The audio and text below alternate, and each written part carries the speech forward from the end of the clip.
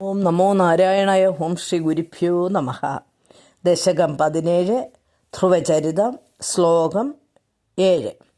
ത്വദ്ദർശനപ്രമദഭാരതരംഗിതം തം ദൃക്ഭ്യാ നിമഗ്നമിവ രൂപരസായനേതി തുഷ്ടൂഷമാണമവഗമ്യ കപോലദേശേ സംസ്പൃഷ്ടവാനസിതരേണ തദാദരേണ. പദം. ത്വദ്ദർശന പ്രമദ ഭാരതരംഗിതം തം ദൃക്ഭ്യാം നിമഗ്നം ഇവ രൂപരസ അയനേ തേ തുഷ്ടൂഷമാണം അവഗമ്യ കപോലദേശീ സംസ്പൃഷ്ടവാൻ അസി ദരേണ തഥാ ആദരേണ. അർത്ഥം: അങ്ങയുടെ ചാരുരൂപം ദർശിക്കാൻ ആനന്ദം അലതല്ലുന്ന മനസ്സോടുകൂടിയ ധ്രുവൻ അങ്ങയുടെ രൂപാമൃതം സ്വന്തം കണ്ണുകൾ കൊണ്ട് പാനം ചെയ്യാൻ തുടങ്ങി. അതിൽ മുഴുകിയ ബാലകൻ പരവശനായി അങ്ങയെ സ്തുതിക്കാനറിയാതെ സ്തംഭിച്ച് നിൽക്കുന്നത് മനസ്സിലാക്കിയ അങ്ങ് തൻ്റെ ശംഖ് കൊണ്ട് ആ കവിൾത്തടങ്ങളിൽ സ്പഷ്ടമായി തടവി. ശ്ലോകം 8. താവത് വിബോധവിമലം പ്രണുവന്തമേനം ആഭാഷദാസ്തുമവഗമ്യ തദീയഭാവം രാജ്യം ചിരം സമനുഭൂയ ഭജസ്വഭൂയ സർവോത്തരം ധ്രുവപദം വിനിവൃത്തിഹീനം. പദം. താവത് വിബോധവിമലം പ്രണുവന്തം ഏനം ആഭാഷദാ ത്വം അവഗമ്യ തദീയഭാവം രാജ്യം ചിരം സമനുഭൂയ ഭജസ്വ ഭൂയഃ സർവോത്തരം ധ്രുവപദം വിനിവൃത്തിഹീനം. അർത്ഥം: ഉടനെ യഥാർത്ഥ ജ്ഞാനം വീണ്ടുകിട്ടിയ ധ്രുവൻ അങ്ങയെ സ്തുതിക്കാൻ തുടങ്ങി.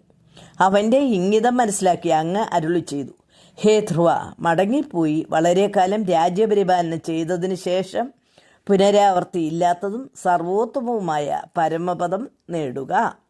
ശ്ലോകം 9.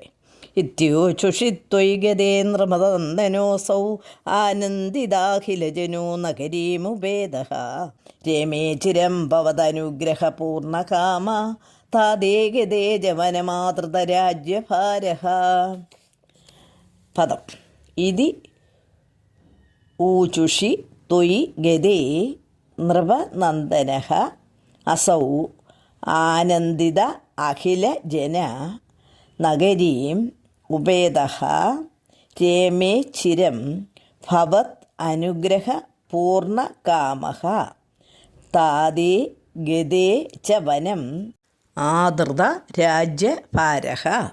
അർത്ഥം: ഇപ്രകാരം പറഞ്ഞ് അങ്ങ് അപ്രത്യക്ഷനായപ്പോൾ രാജകുമാരനായ ധ്രുവൻ എല്ലാവരെയും ആനന്ദിപ്പിച്ചുകൊണ്ട് പട്ടണത്തിലേക്ക് മടങ്ങി വന്നു.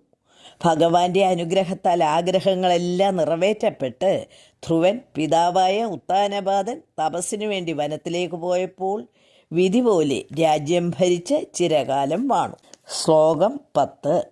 യക്ഷേണ ദേവനിഹതേ പുനരുത്തമേസ്മിൻ യക്ഷൈസയുദ്ധനിരതോ വിരതോ മനൂക്ത്യ ശാന്ത്യാ പ്രസന്ന ഹൃദയാ തനുദാതുവേദാത് ത്വദ്ഭക്തിമേവ സുദൃഢം അവർണോന്മഹാത്മാ.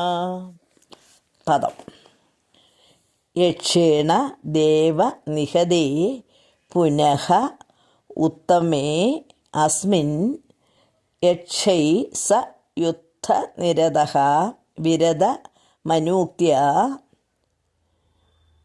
ശാന്ത്യാ പ്രസന്നഹൃദയാത് ധനദാത് ഉപേദാത് ത്വദ്ഭക്തിം ഏവ സുദൃഢം അവർണോത് മഹാത്മാ.